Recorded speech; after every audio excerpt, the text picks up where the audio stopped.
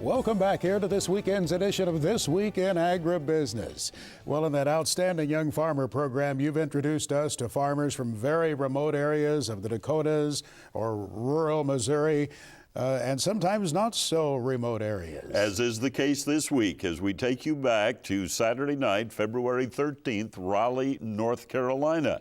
And there were 4 National Outstanding Young Farmers selected. So let's meet the second couple right now. From the state of New Jersey, for the second year in a row, one of the nation's 4 outstanding young farmers is from New Jersey. Now, you normally don't think of New Jersey as an agricultural state, but as we say congratulations to Richard and Debbie Norris, we learned that yes, agriculture is alive and well. But tell me your location, Rich, and what kind of farming you do. We are about 35 miles from New York City. We are dairy, grain and hay, vegetable, and agritourism. And with dairy cows, do you have to pay attention to your neighbors and keep them happy? Yes, it's always something we're very aware of. We try to have very good community relations with our neighbors. We did, however, sell our milking herd last spring, but we do have 200 heifers now, and we're hoping to start milking in a smaller scale in the fall of this year to work it in with our agritourism program. And how did you get started? The farm has been in my family since 1920. I am a 4th-generation family member that has been on our farm. I became a full-time employee on the farm right out of high school, and I've worked there since then. We are built up our dairy herd. We've been very fortunate to market cattle around the world as well domestically.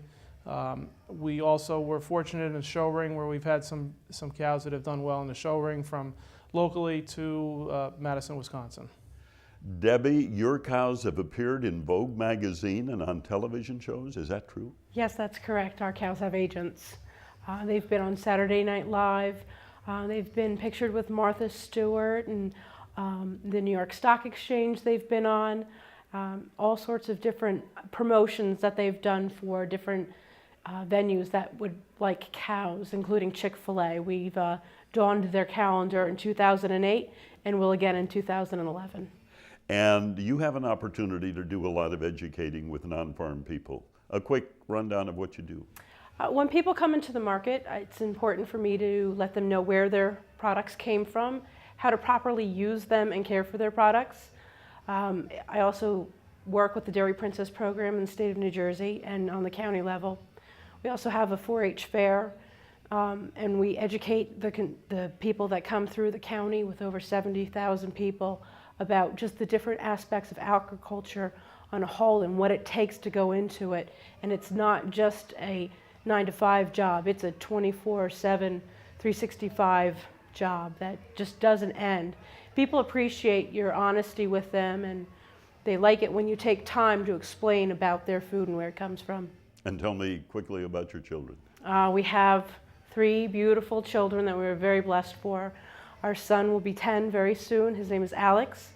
Our daughter Susan was named by Richie's mom before she passed.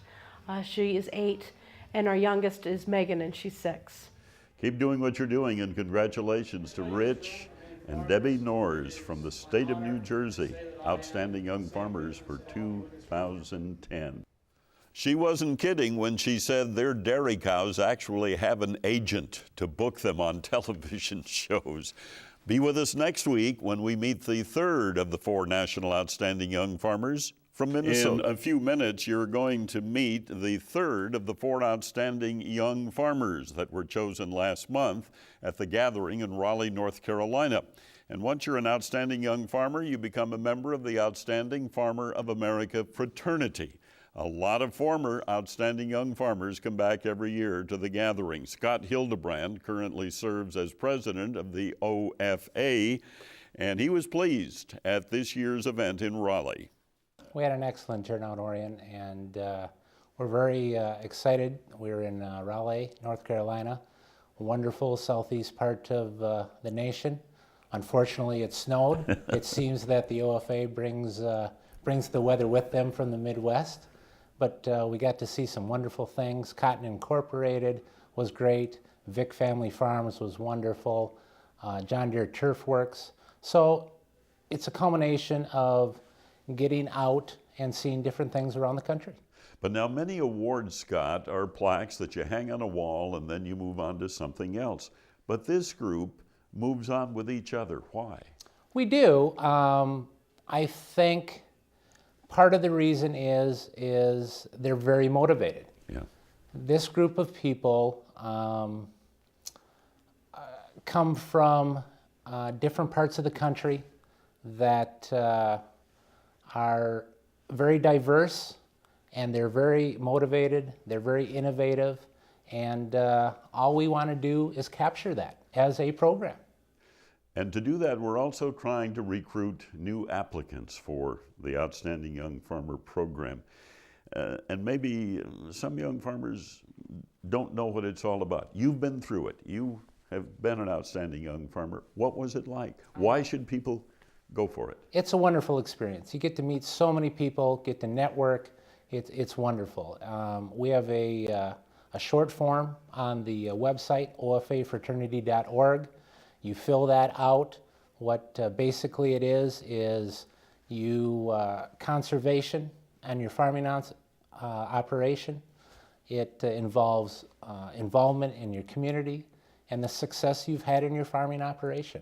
And we just want to get the people around the nation who are the voice of agriculture and come out and be recognized. They need to be recognized. We need to hear their voice.